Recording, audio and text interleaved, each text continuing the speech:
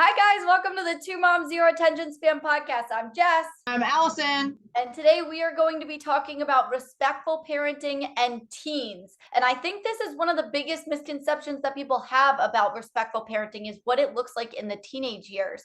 And Allison, you have a really interesting perspective on this because you have teens that are respectful parented and you were a teen who wasn't. So Yes. When I was growing up as a teenager, I was the typical out of control teenager. My parents tried super hard. My parents were involved. They were there. They were present, but they still had that I said it, you do it mentality because that's all they knew and they were doing the best with the tools they had. But what that did for me and my personality and who I was, it made me want to do the opposite. It's kind of the saying, like, if you tell her not to date him, she probably liked him at a 4, but now that you said that, she likes him at a 10. And that was kind of me growing up.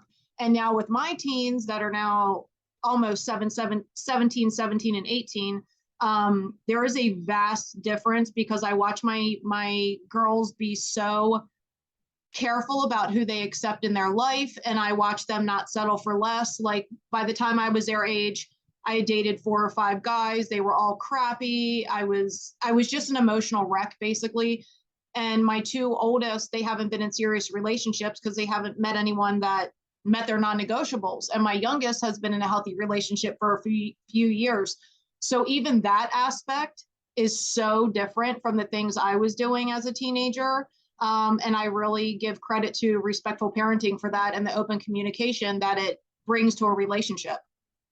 Yeah, and I think that's one of the things that I remember specifically with my teenage years is that I could talk to my mom about anything. I could tell her about anything. I could talk to her about boys and who I liked and my friend groups and all of those things. And it helps to it did give me a level of respect for my mom because I was able to talk with her, to communicate with her, to have that very open conversation. And when you feel like you're getting respect from somebody, you automatically are giving it back to them. So what I was saying though was I think that's one of the biggest misconceptions that people have about these teens, that these are the teens that are going to have no respect for anybody, that they're going to be entitled. They're the ones who don't care about other people and their property or anything like that. Yes. Because they grew up their whole life with this entitled attitude. And Mm-hmm.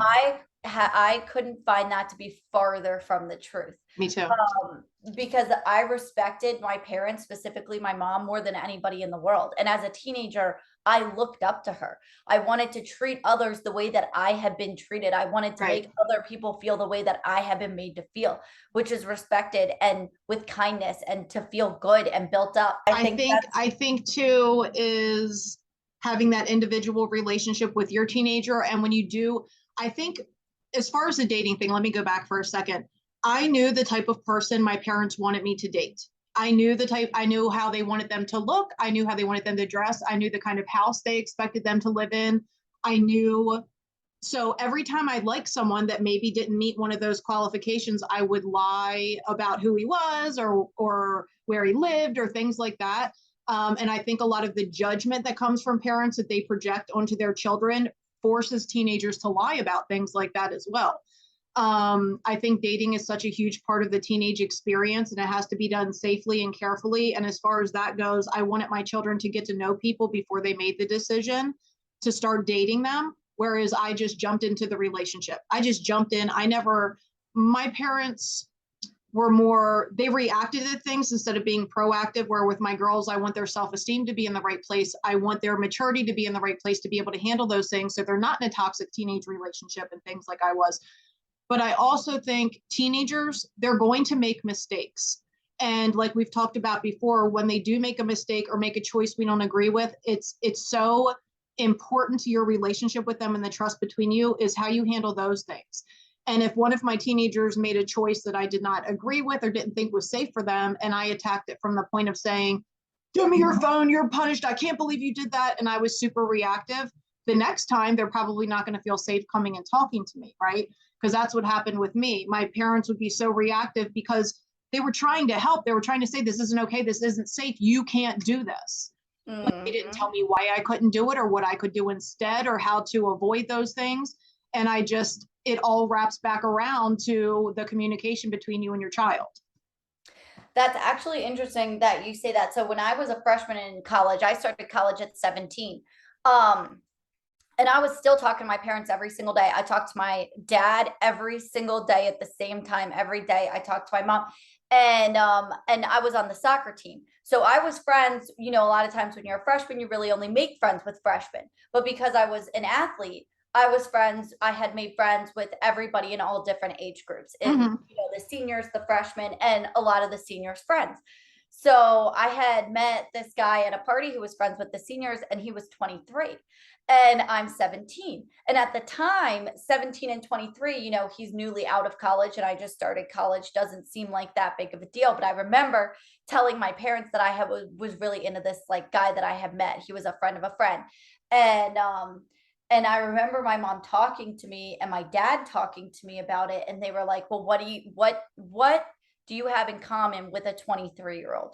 And why would a 23-year-old want to be dating a 17-year-old? Right. You can't get into bars on your own. You can't, and I remember even though they weren't mad at me, nobody yelled at me, they had kind of planted this seed in my head Yes. that like maybe it's not okay to date a 23-year-old when you're 17.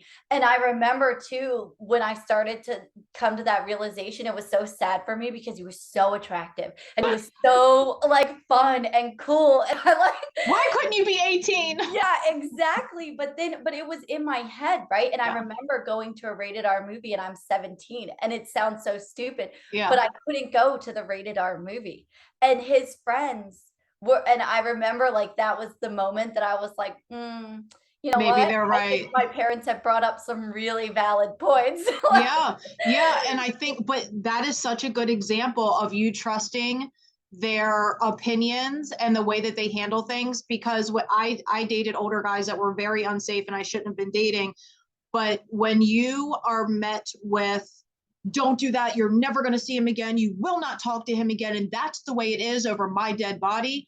When you attack it that way, it made me like, oh, he must be really fun because they don't want me to talk to him. What is going on? Why are they, not letting me do it? It made me want to do it more. Where with my kids, even with friendships, if I see something with their friends that is concerning or worrying to me, or I see things in them that I've had in a friend that wasn't healthy, I don't say, you will not be friends with her again. You better stop, whatever. I say, hey, I have a concern about so-and-so. Is it okay if I share that with you? And then I let them make their decision, but it plants that seed in their mind. Hey, mom sees these things. Maybe I haven't seen them yet because it's an excitement of a new friendship or whatever. And I really think they respect those things and take them seriously because of the way I talk to them about it. And what's interesting too is my parents also trusted me.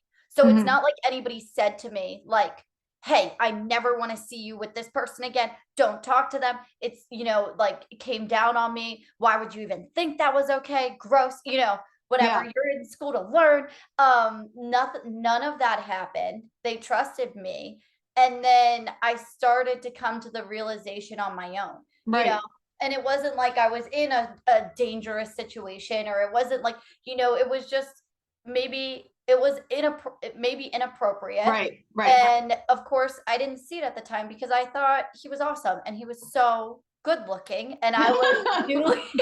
And you were 17. That really was a 17-year-old mind. I was 17, Yeah. and he was really attractive and he was really cool and really fun. And it took me a little bit to put together like, hey, this really isn't an appropriate match. It can't be an appropriate match because of the age and because of the experience and because of, all of those things. And, but, and then I did come to the realization. And even when I was sad when things broke off. It was only like a few months and I was really sad about it. And nobody was like, who cares? It wasn't nobody said that. My mom was like, oh, and like really talked to me about it. A loss is a loss, even when it's necessary, whether it's a toxic friend who wasn't toxic in the beginning and you spent 6 months hanging out with them and you realize they're not who they portrayed and you have to end the friendship, or you start dating someone who you find out is not who you thought, or whatever the case may be. You just have to be there and support them in those tough times, because even when it's a necessary loss or breakup or end of a friendship, it's still a loss to them. And most of the times it's the first time they've navigated these things. So it's how we meet them and all of that. And I really think helping them to build their self-esteem and open communication keeps them safer. Nothing is foolproof because, teenagers are going to be making choices. We're not there 24/7. But when we send them out with good self-esteem, knowing they can call us if something is scary or they're in a bad situation without judgment, it's just like when teenagers might try drinking or pot or whatever else, and they call you and you've told them, if you're ever in that situation, call me. I'll be right there. Just call me. Don't do anything else. And then they call you in those situations and you don't keep your word and you freak out. You start yelling, I can't believe you did this. Get upstairs. You don't have your car for a month. Instead of keeping your word, bringing them home, making sure they're safe, putting them in bed, and then the next day having a conversation that's meaningful and saying, hey, last night was kind of scary. Can you tell me what happened? Can you tell me what led you up to feeling like that was a good choice? Do you think you're going to be doing that again? Like, so that you can get a feel, like, did they learn their lesson? Because 100% of the time, kids usually know it's a bad choice before they do it. They're just not able to see the consequences of their actions yet. So they already know that it wasn't a good choice. So badgering them or beating them down is not going to be helpful. And I do remember a time when my dad didn't believe me about a situation. Exactly what you said. I got really sick at a New Year's.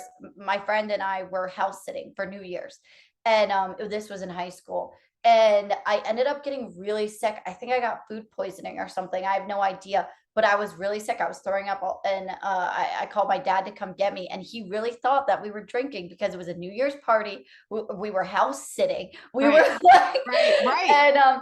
and he really did. And I remember being like so hurt that he didn't believe me that I Right. wasn't drinking. And my mom was like, Gary, she would just tell us if she was drinking. Right. And that's so funny because the exact opposite was how it was with me. I had gone out and gotten completely obliviated. I was probably 17-ish, maybe 16 actually. And I came home and it was 11 or 12 o'clock at night. My parents were asleep and I had this is really disgusting. So trigger warning for sickness, if that bothers you. I had a wicker trash can in my room and that's all I had in there. So you can imagine, like, the wicker didn't hold it very well.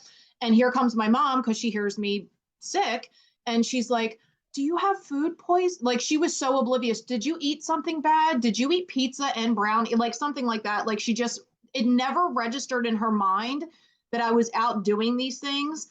And I was doing really dangerous things that she was so clueless to it. I don't know if she wanted to be clueless or she just couldn't imagine a 16-year-old doing that. But it was the polar opposite. I learned, I was like, I really hide these things well. I can really get away with a lot. I was the kid cutting school and going over to the woods for 2 periods and then coming back before my dad picked me up. Like, those were the things I was doing as a teen. And I think that, teenagers they're not adults. They're in this weird limbo because they're not adults, but they're not little kids.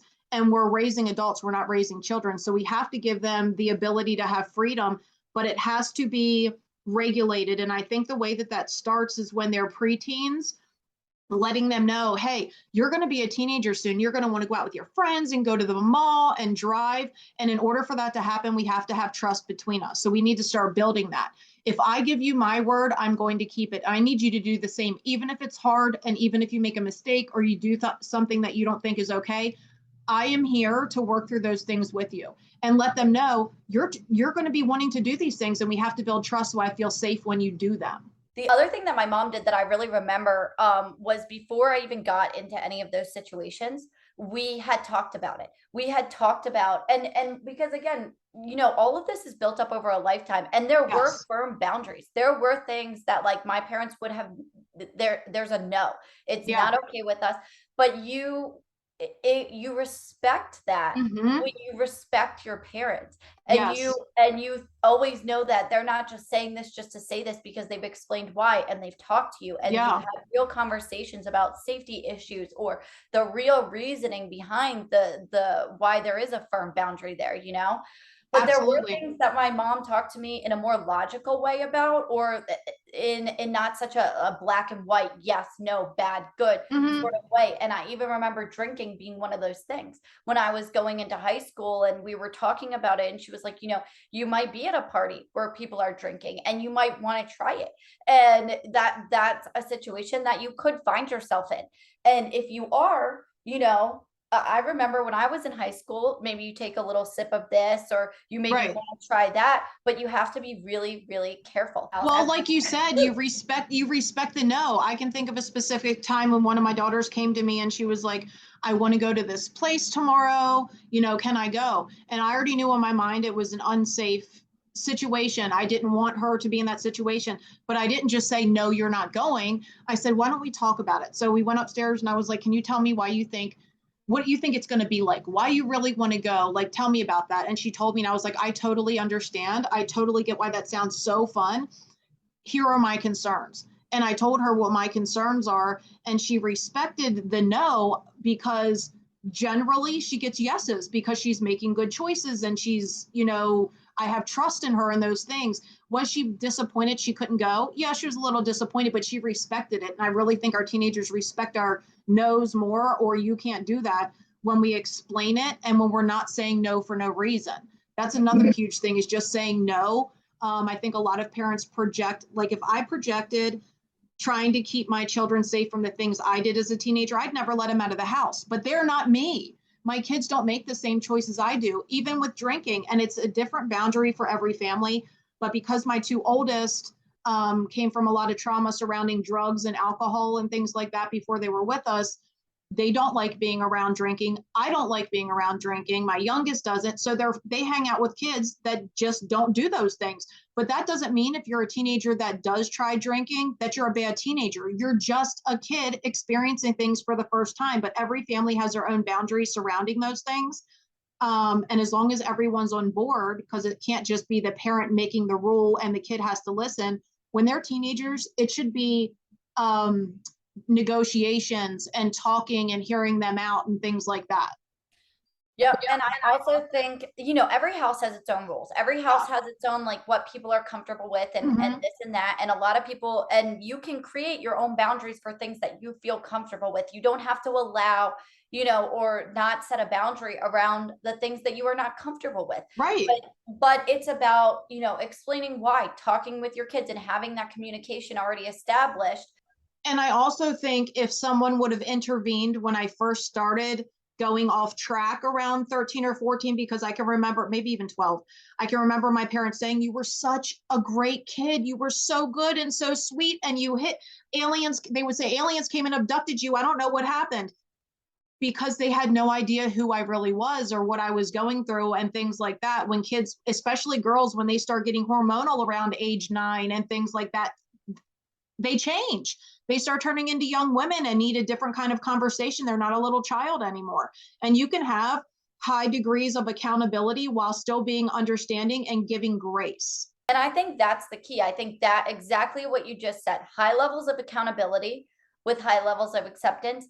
And that's really the key, is that we are still holding our kids accountable. There are still Yes. consequences for actions. There are still boundaries and they are still firm, but we also accept our children as human beings and as Yeah. people.